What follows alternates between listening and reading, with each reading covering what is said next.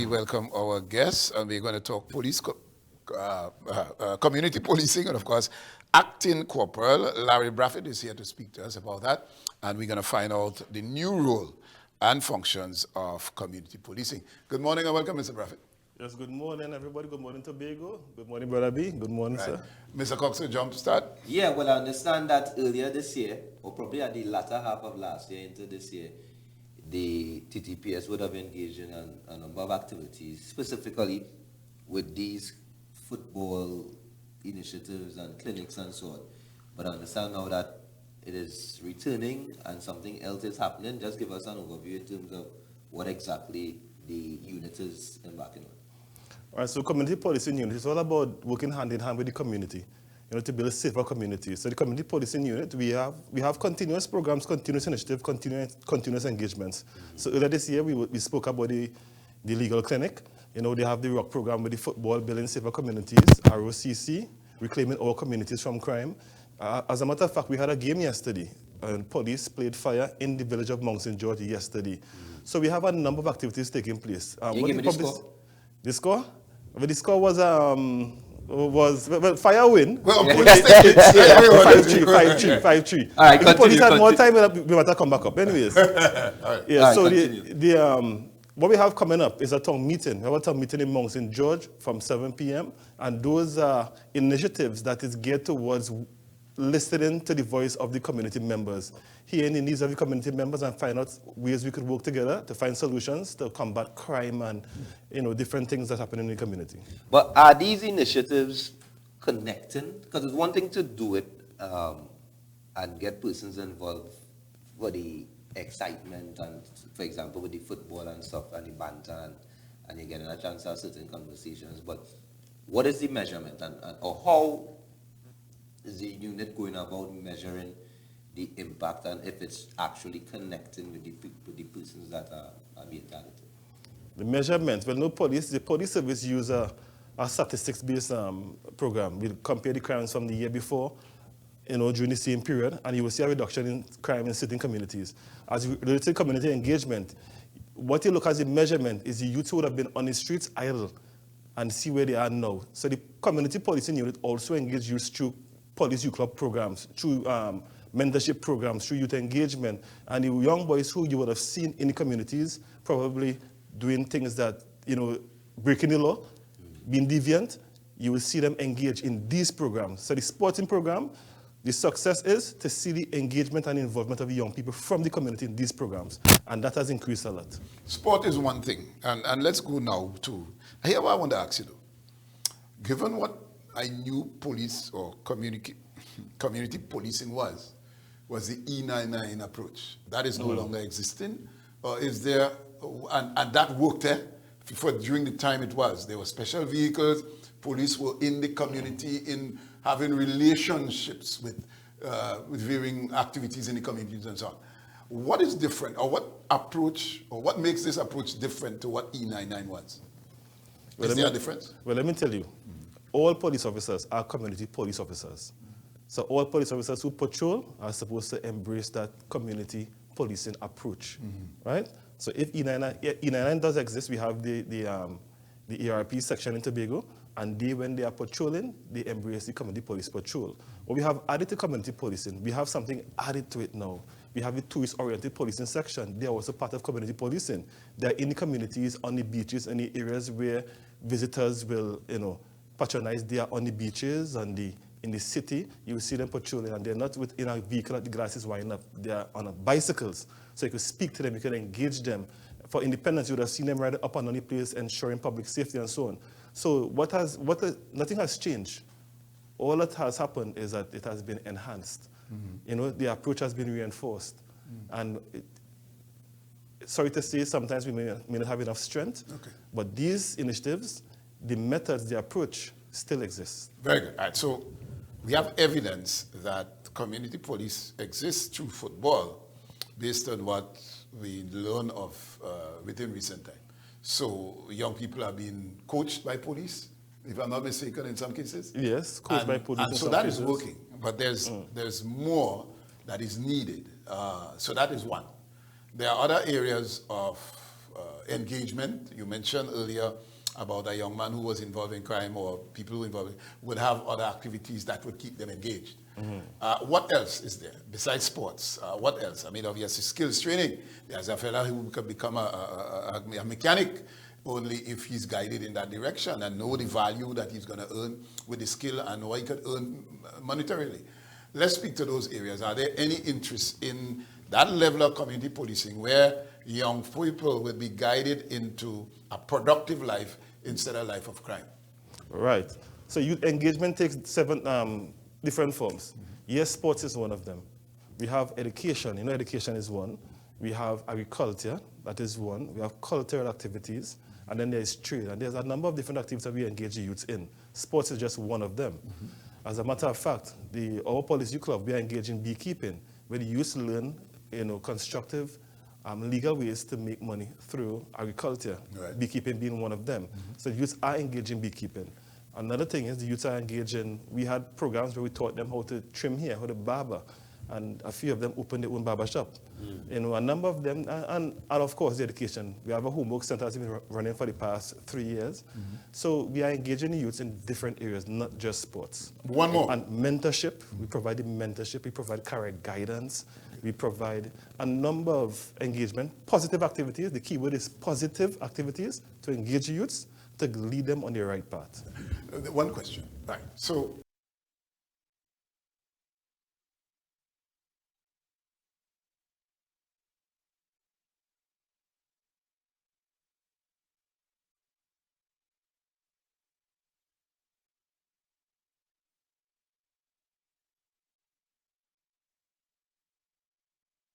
is there a listening ear to find out what them fellas really want?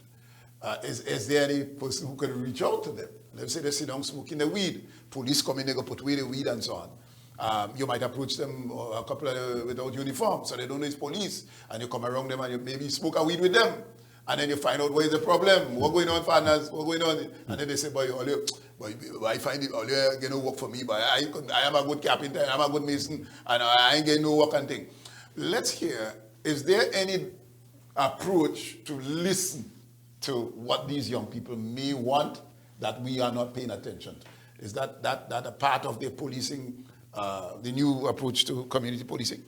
That has always been our approach. But you're not going to smoke the weed, right? not smoking the weed. we have always approached the youths where they are. Right. We meet them where they are, and we speak to them. Sad to say, some of them simply do not know what they want. Okay. So what we have to do is show them. What do you mean they don't know what they want? They don't know what they want. What do you want to do? They don't know what they want to do. They want to wake up, smoke weed, and find money somehow. Right? Some of them, sad to see. So we have to guide them and show them the proper way to make legal forms of income. You have to take them and help them sign up for different programs. Some of them don't even know about the programs that they have offered. I remember I sat down with when I brought the forms. I told them about MyLat and MIC and different programs that they have offered for trade. You sign them up and then bam, they ain't going away. So, sometimes some of them, they have to hold their hand and drag them and take them there. But the police, we are there to partner with the community, to help the parents. Parents have a duty and obligation and responsibility to their children. Families have that as well. Sometimes the families are too busy and the children are just on the streets and left idle, unsupervised, and that is the source of the problem. So we will try to guide them, try to show them the way. When they listen to them and ask them what they want, you know what they want? They want money. How to get the money? They don't know. They just want the money, right? A lot of them want to travel and go and they want to attend concerts, but when I ask them how they're going about in getting it, they don't know. So yes, we force them, we hold their hand, we drag them, we sign out the forms, so then we take them to the institutions, but it's they who have to want it and to continue it. And the onus is not only on the police, but also on the families, the family members. All of them come from homes. Some of them come from good homes. You will see the kind of people who will call me and tell me what the children are doing. The children come from good homes. Mother, father, working respectable jobs, but the child just choose that path. And sometimes because they were given too much of leisure, too much of liberty, they were too idle. So it's just about engaging children. So I always encourage parents, keep your children busy in constructive activities. Mr. Brathwaite, there are certain persons who would naturally or would have the gift of communicating and reasoning and maybe a popular officer or maybe easy to talk to in certain communities. But as much as the unit would train officers, you can't really train someone to be human and down to earth. What I'm going to is the level of trust and comfort amongst the community, just based on the initiative thus far. Is there an increase in the level of trust or the relationships that the police is building or the community unit is building with these communities? Are we still in a place where persons still don't trust the police? Are we still in that position? I can't speak for the community, but I could say from my personal experience, when you work with a youth from baby, from small, from 2-3 years old, and I go in the community, I still approach those fellas. I could still talk to them. They will still tell me things. They'll come and complain even about officers who might be harassing them. And they will say, officer, they even confess what they're doing wrong. So yes, you have the level of trust. And that level of trust comes from working with them from childhood. And as you grow, they will still come to you. And that is why we needed more policy clubs, policy club leaders, more police in the communities. But because we have more focus on the officers, we are short strength, and the officers, we have basic crimes, we have to deal with the more serious crime. And the public will look and say, what are you doing? They don't know that we try to build trust. If it's a police officer playing football with some youths, people will say, we didn't play football and have crime so high in town. People, go and deal with that. So they don't understand. And by engaging the youths in that level, building trust with them, being charismatic, allowing learning and listening ear. Some of them come and talk to them about certain things, tell them their problems, and just listen to them and you build their trust. You'll be surprised to know how that works. And when you give them advice, they actually listen to you, they take your advice. But our officers, and again, you function as your role in the police youth club, but also in the unit. But our officers willing and committed to that cause? Because, protect and serve, yes, and they would swear in and everything, and you would function. And as you said, there are more serious crimes to deal with. But are officers willing to go above and beyond? How does the unit function? Are you mandated to go to specific communities? Well, I'm trying to get to, apart from your work, there must be a certain level of passion towards dealing with the social issue that we face. Yes, there's a level of passion that the officer must have. That must be deeply inculcated in the officer himself to go above and beyond. And officers have been going above and beyond. Officers have been, when you think about the village council meetings and the time those village council meetings start, officers work at the force and they still go to the village council meetings. They go to the school PTA meetings. The officers are committed. Recently, myself and another colleague, we had to go online, even when you're home and you're supposed to be spending time with your family. You're online doing lectures to different groups, churches, different meetings, different organizations. So we are committed, officers are committed, and we are going above and beyond. So to say that we have to have the passion, yes, officers have the passion, and officers have been going above and beyond. What we need is more officers, yes. More physical officers, because we can only do so much. Communities are increasing, households are increasing in numbers, and the officer strength, the strength of the station remains the same. So, yes. All right. Career paths. Obviously, you mentioned there that you need more officers. I'm sure there are some young people in the police youth club or in the communities that want to be police. Obviously, we hear that there is no mandatory 5 academic subjects anymore, as was said by the Minister of Homeland Security. Let's speak to that, the career guidance that may be needed. You may not get the crop of people in your police because you might know everybody there, and you know how you could hire them and guide them. However, in the schools, do we have, we know there's career guidance day where everybody runs to the school, police, fire, everybody. And then you really miss it because they're so confused. But is there any way there's a communication between the schools and the need for the police to go into that school and tell them how good it is to become a police officer, the benefits and so on, so that they know, and so you guide them accordingly. You start to mentor from that standpoint. You go into school when there's somebody misbehaving or deviant and so on, lock them up and so on. But there is that side of the policing that makes a good relationship, only if encouraged. In some cases, they think that because the picture in some cases that they are painted is that police not good at all. But how do we come to that place where we spend the gospel that the life of a police officer is an option for you in your career path? Do we have that as part of your new policing, your role and functions in your new policing rollout? But you are speaking of things that already exist, you know. Okay. Because if I talk about within the recent months, we have gone to so many career days and career guidance that I can't even number it. And as early as kindergarten, as early as early child care, and to secondary schools. As a matter of fact, I went to one primary school. In the primary school, our booth, we took pictures with about 20-something children who were dressed as police officers. And they want to become police. They want to become police officers. And a lot of them are members of police clubs. Yes? And a few schools, a number of schools, when you go to the career days, you will see a lot of police. You know, one even had me laughing the other day. He was in plain clothes, and I asked him, what career you are? He said, I'm an undercover police. You like it? Yeah, he had a vest and he pants roll up. So yeah, you have the, so we talk to them. We also tell them when we have the career days, we have our booths, and we tell them the different steps they need to do, the part they need to take to become police officers. We explain to them about the regular police and the special reserve police. When we went to Mason School recently, I could talk about Mason Government Primary School because I'm from Mason. We have a good relationship with the principal. And you know, we brought different branches. We brought the canine and mounted branch. We brought the traffic police, and we brought the community police. There are 3 different sections of police. And we spoke to each class that came, we spoke to them individually.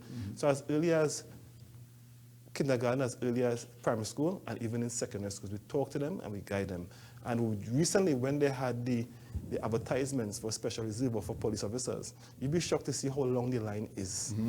The line, you know, the line wrap around the complex. People want to be police officers. Very good. Now, we have a problem with men.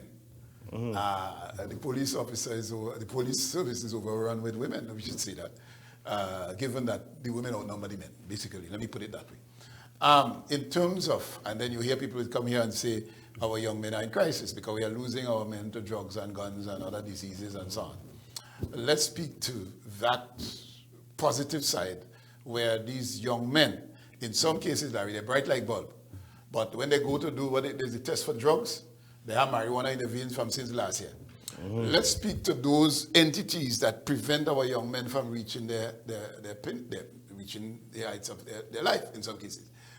They pass their exam and they're ready to go in, but when they do the test, they have drugs in their blood. They have a tattoo that they ain't supposed to have it. And a number of preventative measures that prevent our young men from getting into the service and other areas that their lives can be better. What does the community policing do in that regard to recruit the right men, to inform them from as early as kindergarten that you can't have a tattoo on your face or on your neck that may debar you from becoming a police officer because it's visible? There are other things and so on, academically and so on. Let's speak to that, because if we are not grooming them from early, then they're going to fall down by the way by some substance or something. Speak to us from that side. So what the police officers do, what the community police do, we don't only speak to the youths, we speak to the parents as well. So they will inculcate that, you know, that ethics and that morals from them from young. We work with institutions, we work hand in hand with the different entities to not only speak to the young people, but to speak to their membership, right? And we tell them about, we give them the brochures, tell them about how they should conduct themselves. Even we go out to talk to them about the marijuana and the consumption of marijuana and dangerous drugs.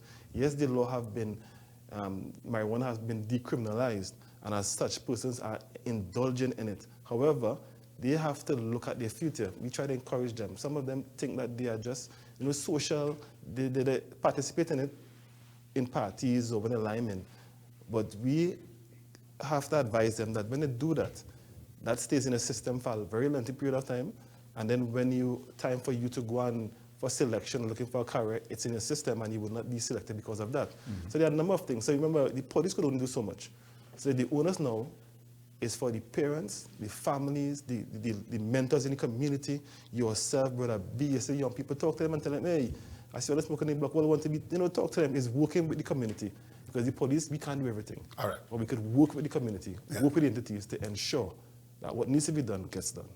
You have one more before we go? There's one more in terms of the initiative that's supposed to be coming back on track with regards to the clinic and stuff. Because I mean, I was privileged I lost the game, but I played one of the matches against the police. But I understand that is returning in terms of the clinics and going to the various villages to play the actual games against the villages as opposed to what happened last week against fire services?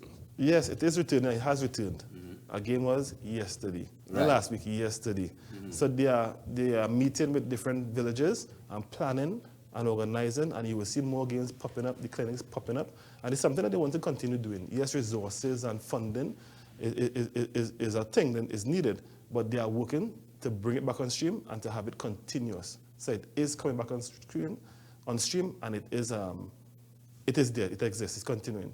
That's what I mentioned, the town meeting again. We are in the communities. The town meetings are there for persons to come and speak to the police. So the questions that people may have or may want to ask, they can ask the executive, the people who can make whatever they want to see happen, they will be there. They could speak to them, the senior sub, the ACP, they have open ears. So the town meeting is on the 18th of this month, that is in Mount St. George, and the town meetings will be in different communities, different areas, where questions that you have mentioned, they can ask these questions and they can work with the police to make sure it happens. So if they want to see the football in the clinic, speak to the executive and say, we want it in this community next week. They will sit down and plan it, and it will All right. So the first town meeting is on the 18th in Mount St. George. What time?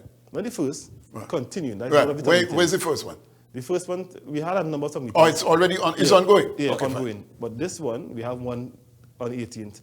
For this month, is in Mount St. George on the 18th. Okay, excellent.